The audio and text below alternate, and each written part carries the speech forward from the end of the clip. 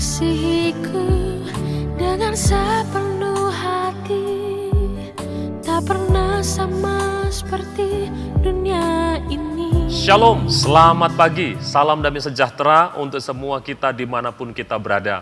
Pagi hari ini kembali saya mengajak kita untuk merenungkan firman Tuhan. Firman Tuhan akan menguatkan kita dan memberikan tuntunan bagi kita sepanjang hari ini. Oleh karena itu, mari sama-sama saya mengajak kita membaca dari Lukas pasal yang kelima, ayat yang ke-27 sampai ayat yang ke-32. Saya akan membacakannya bagi setiap kita. Kemudian ketika Yesus pergi keluar, ia melihat seorang pemungut cukai yang bernama Lewi sedang duduk di rumah cukai. Yesus berkata kepadanya, "Ikutlah aku." Maka berdirilah Lewi dan meninggalkan segala sesuatu lalu mengikut dia. Dan Lewi mengadakan suatu perjamuan besar untuk dia di rumahnya, dan sejumlah besar pemungut cukai dan orang-orang lain turut makan bersama-sama dengan dia. Orang-orang Farisi dan ahli-ahli Taurat bersungut-sungut kepada murid-murid Yesus. Katanya, "Mengapa kamu makan dan minum bersama-sama dengan pemungut cukai dan orang berdosa?" Lalu jawab Yesus kepada mereka, katanya, "Bukan orang sehat yang memerlukan tabib, tetapi orang sakit. Aku datang bukan untuk memanggil orang benar, tetapi orang berdosa, supaya mereka bertobat." Saudara-saudara yang terkasih, tidak ada kekuatan yang mampu mengubahkan manusia selain daripada kasih Allah yang sejati. Itulah yang dialami oleh seorang pemungut cukai yang bernama Lewi. Saudara, pekerjaan pemungut cukai pada masa itu adalah pekerjaan yang sangat dibenci dan tidak disukai oleh orang Yahudi. Mengapa? Karena dengan bekerja sebagai pemungut cukai, itu artinya bekerja untuk orang Roma yang merupakan bangsa yang menindas dan menjajah orang Yahudi pada masa itu. Jadi artinya bekerja untuk kepentingan pemerintahan Roma dengan cara memeras bangsa sendiri.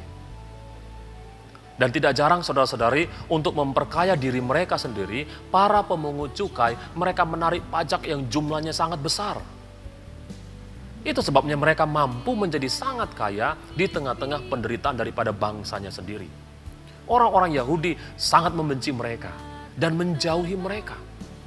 Itu sebabnya kalau kita baca, orang-orang Farisi mereka bersungut-sungut kepada Tuhan karena Tuhan bersedia untuk makan bersama-sama dengan para pemungut cukai. Menurut mereka, para pemungut cukai tidak pantas, tidak layak untuk dijadikan sahabat. Menurut mereka, para pemungut cukai adalah pengkhianat bangsa, musuh bangsa, dan orang-orang berdosa. Itulah cara pandang mereka. Tetapi Tuhan Yesus memiliki cara pandangnya sendiri.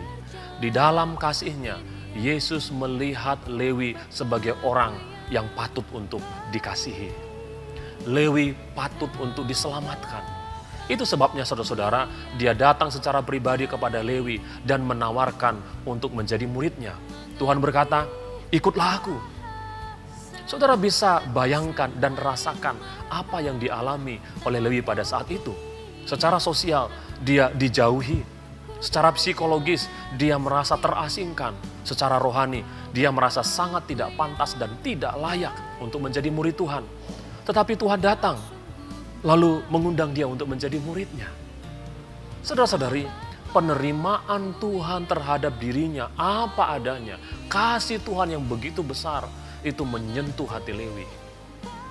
Dan kalau kita baca, dia melakukan sesuatu yang tidak pernah dia bayangkan sebelumnya. Dikatakan dia meninggalkan segala sesuatu lalu mengikut Tuhan. Meninggalkan pekerjaannya, meninggalkan harta miliknya, meninggalkan reputasinya, dan memilih untuk menjadi murid Tuhan. Lewi menjadi satu dari 12 murid Tuhan yang setia sampai pada akhir hidup mereka. Dikenal dengan nama Matius, pemungut cukai. Bahkan dia menulis satu dari 4 kitab Injil, yaitu kitab Matius.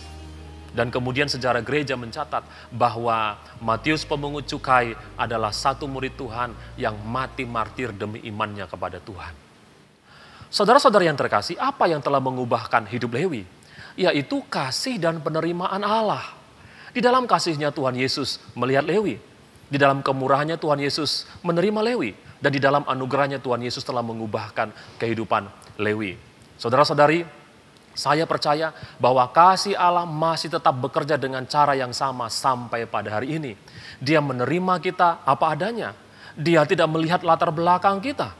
Dia tidak memperhitungkan semua dosa dan pelanggaran kita. Di dalam kasih-Nya Dia bersedia untuk menerima kita. Oleh karena itu saudara-saudari, jangan pernah menganggap tidak layak di hadapan Tuhan. Jangan menganggap diri kita tidak berharga karena Tuhan mengasihi kita apa adanya. Dia mau menerima kita. Dia mengundang kita dan berkata, ikutlah aku.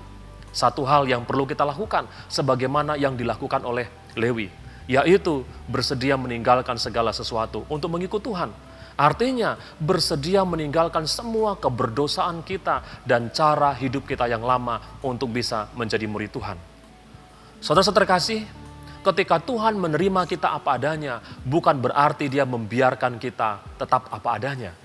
Dia mau mengubahkan kehidupan kita menjadi kehidupan yang lebih baik, kehidupan yang bermakna, kehidupan yang melayani Tuhan dalam seluruh kehidupan kita. Itulah yang Tuhan mau lakukan dalam seluruh kehidupan kita. Pagi hari ini, mari kita renungkan kembali firman Tuhan ini, yaitu bahwa Tuhan sungguh sangat mengasihi kita, Dia melihat kita dengan mata kasih-Nya, dan Dia bersedia menerima kita apa adanya. Satu hal yang perlu kita lakukan, yaitu bersedia meninggalkan segala sesuatu, yaitu hidup kita yang lama untuk dapat menjadi murid Tuhan.